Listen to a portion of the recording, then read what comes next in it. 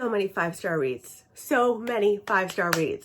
Hi everyone, it is April. Today I'm here to share with you what I read in June. I had an incredible reading month. Most of them were like 4 or 5-star reads. I am so lucky. If I'm speaking a little bit weirdly, I can barely hear myself. I've got a little bit of a cold. Getting over it.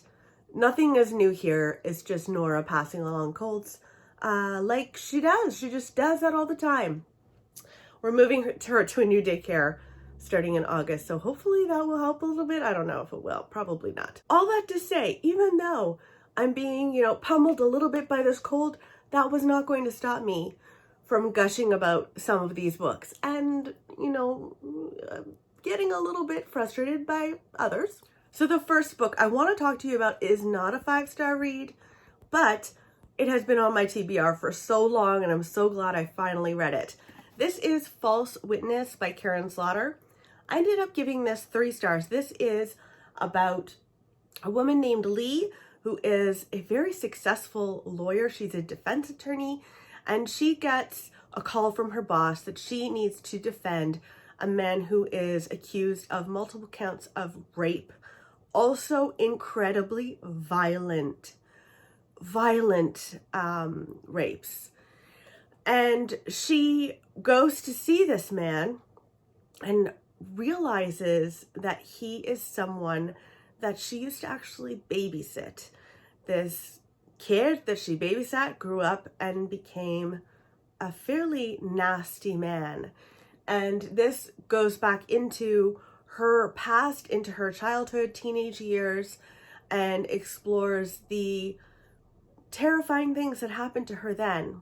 Now, this man, who is on trial for rape, now recognizes Lee and actually asked for Lee in particular because he knows a secret that she has been harboring these many years, a secret that she and her estranged sister Cassie has harbored. And he knows it, and he knows that he can use that against them. I really love the premise of this book. What I kind of struggled with this book was, well, twofold. It is very triggering, incredibly triggering. It explores rape, of course, multiple times in this book, but it also has moments where that pops up seemingly out of nowhere, where one of our characters is remembering a past rape that they've experienced. And so it's really, really difficult. You think that, you're getting over the details of it because it's so graphic. Karen Slaughter, as you know, doesn't shy away from graphic, violent things, which I don't mind at all. But in this case, it was really hard because it would pop up out of nowhere and it was really, really hard to read. I also kind of struggled with how Karen tried to bring the pandemic into this book. Of course, as she was writing this book, she didn't know where we would be in the pandemic, when it's published. And sometimes it felt almost forced. And I don't think it was needed at all. I think Karen does try to reflect what's going on in the world around her in all of her books. But sometimes it just doesn't really work. And I don't feel like it worked here. It really felt forced, and I didn't really love that. So I ended up giving it 3 stars. Not a bad book, incredibly triggering, all of the trigger warnings. Next, I want to talk to you about the Ton of French Dublin Murder Squad series, which you guys know I have been reading and loving. So I read book number 2, The Likeness.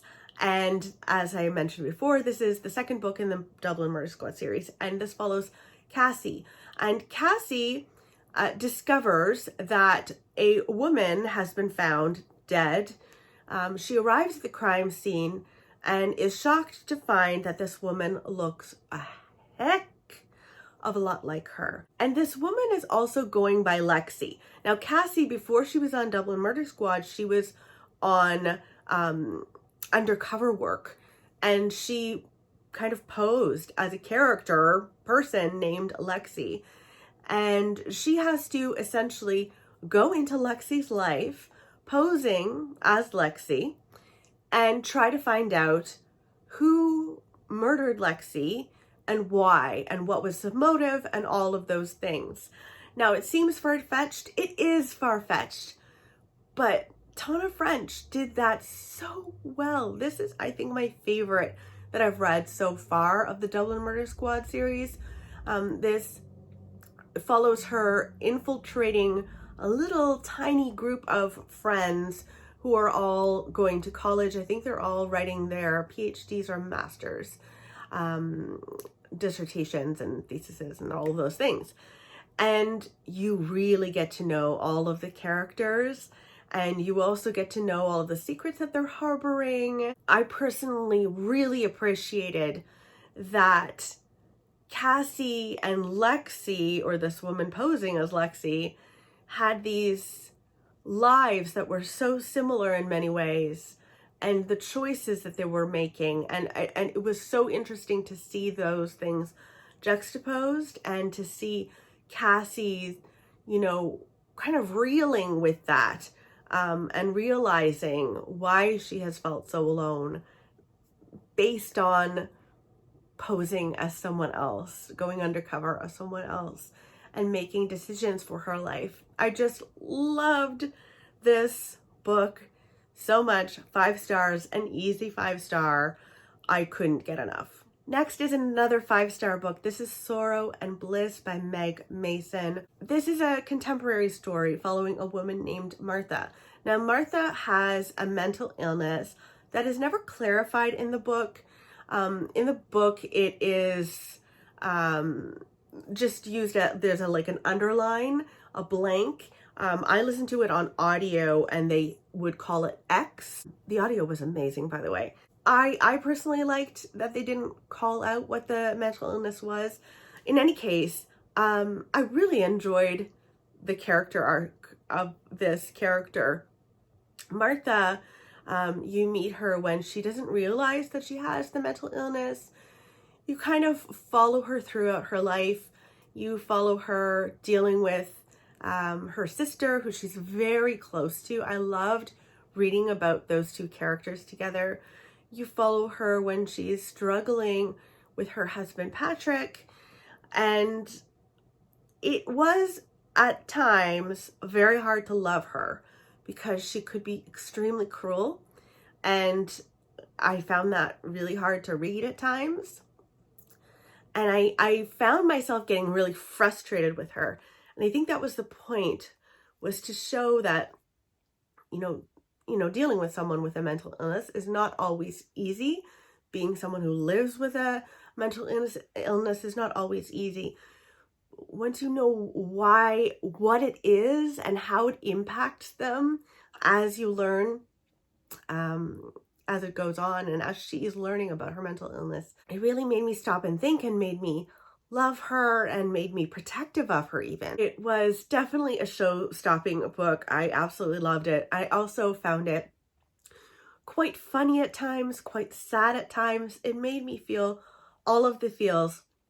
Definitely one of the best books I've read this year so far. So next is Verity by Colleen Hoover. I ended up giving this 2 stars. I actually did a whole video of me reading the book. I did a little vlog for you guys. I'll link that in the description box below if you're interested. It didn't have any spoilers or anything. This was my first and probably last Colleen Hoover, but I definitely wanted to give it a try, and this is where I wanted to start because I feel like many people who have read this have just gushed about it. So Verity follows a struggling writer named Lowen. She is writing in New York, and she goes to her publisher, a meeting with her publisher, and discovers that someone wants her to complete a series being written by Verity Crawford, who is a very well-known and beloved author. And so she agrees eventually to go and sift through Verity's office looking for notes and research that Verity has written about this series. And while she's sifting through that stuff, she stumbles upon an autobiography. Verity had written an autobiography And in it, there are some very graphic and horrible things that Verity admits to having done. Okay, so the first thing I felt with this book was there was so much sex in the autobiography. And I just don't think that's a thing. I don't feel like that's a thing that people would speak to at great length in their autobiography. So it felt very, it didn't feel realistic, the autobiography.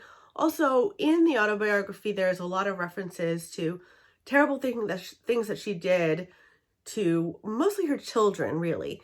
In the womb, out of the womb, terrible, terrible things that she had done. Now, I think it was meant to be incredibly shocking, but I felt like Colleen Hoover missed that many of those things, not all of them, many of these things could be from postpartum depression.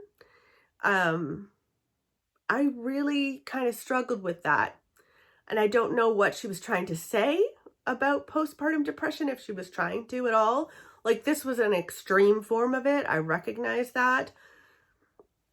But I felt like it was a little bit careless in that way. But mostly, honestly, the sex stuff just drove me nuts. I thought it was really badly written, and I didn't like it at all. Will not read anything else by Colleen Hoover. But totally understand that everyone is different, and everyone has an author for them and an author that's just not for them. And Colleen Hoover is not for me.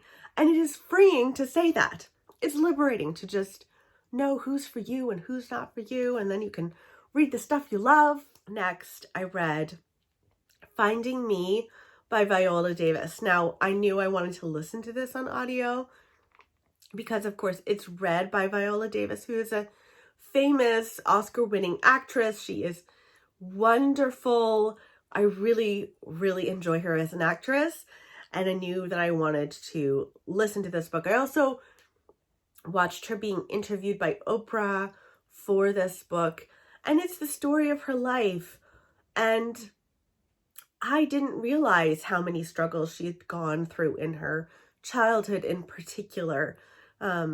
She went through extreme poverty. There was a lot of abuse in her family. There was a lot of love there too. And she explored that so incredibly. It also just screamed off the page how much she loves acting. Like, there are some people who kind of, I imagine, fall into acting a little bit. And then there are other people who are born to act. And I feel like Viola Davis is born to act. And I think it saved her from a lot and gave her goals and dreams to, reach for. I also really loved hearing about her relationship with her sisters. I really, really enjoyed that. There's something extraordinarily powerful about female friendship, and there's a bond with sisterhood unlike anything else. And I just thought I really enjoyed reading that portion of the book as well. Of course, I think the most dramatic thing was the oppression of poverty in this book, and how it's so hard to get out of poverty, and what her family went through as she did when she was a child, and what her parents went through, and just the struggles that they faced, and the way that our society is constructed to put some people down and lift other people up, and her exploring little acts of kindness that people would extend to her, and how much that meant to her. And it really made you just note how important it is to be kind, and how important it is to vote in a way that will help to bring people to a bit more of an even keel, because not in like a communist way, just in a fair way. The poverty that she experienced in America, just like, it blew my mind. I didn't know that that could exist in America. And it did, at least for her. So, wow, if you haven't read this yet, please read it on audio or listen to it on audio, because she's just so incredible. Yeah, really, really loved that one. And then the last two books are both 4-star reads for me. So next up is Faithful Place. This is the third in the Dublin Murder Squad series. So in this book, we are meeting Frank. And Frank has kind of gotten away from his hometown. He grew up in a hometown where he just felt like he was watched all the time. There was a lot of abuse in his family, and he just wanted to get away. And he had this girlfriend named Rosie who he wanted to get away with, and they had all of these plans. They were going to go to London together, and on the night that they were meant to run away together, he's waiting at the spot that they agreed he would stay at. And he does find a letter from her, and it kind of suggests that she doesn't want to go with him. She might want to go away on her own or something. So he leaves and starts his new life. About 20 years later or something along those lines, his family finds her suitcase in this like derelict house, abandoned house, stuffed into the fireplace. And he realizes that she might have wanted to come with him after all, that something terrible might have actually befallen Rosie. And he goes back to his hometown very reluctantly to find out what happened.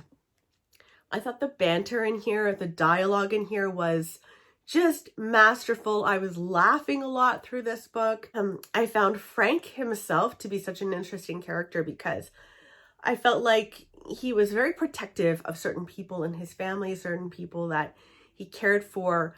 And on the flip side, you could see this like very strong-willed, almost scary at times, character come out of him when he needed to get something done. Like, he was born to be a cop in a lot of ways because he was a real master at manipulation and keeping calm in situations that other people wouldn't be calm, and in order to get information out of the person.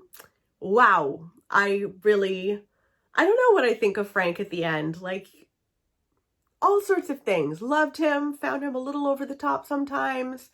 But I love Tana French, and I will read all of her things. So yes, loved The Faithful Place for sure. And finally, I read Beasts of Little Land by Jua Kim. So this begins with a man saving, I believe, a Japanese soldier from a tiger attacking. Now, it follows that, kind of interaction just at the very beginning, but those characters are linked throughout the whole book. We are mainly following Jade, who is sold into a brothel to become a courtesan.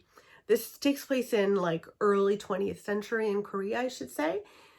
And it follows her experience learning to become a courtesan and the other courtesans that she meets along the way. It also follows her meeting a young boy who is an orphan, and their paths are linked and they become very good friends. And you follow what happens to both of those characters throughout the book. I really loved how they were all linked together. I will say there were so many characters, I had a really hard time keeping track because I just felt like, who was that again? And there was a lot of those moments of confusion for me. But one thing I loved about this book was the love stories. There are love stories in this book, several love stories.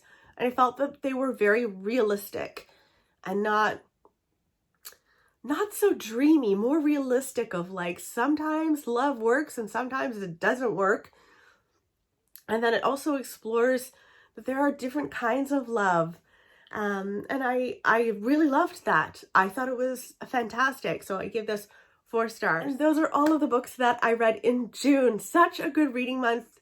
So much better than May. May was just terrible. Just so many crappy books that just didn't work for me. I'm about to film my July TBR. So fingers crossed that I pick books for July that are just as good as the books I read in June. Let me know in the comments below what you read in June. Did you read anything good? Please tell me if you read like a 5-star read.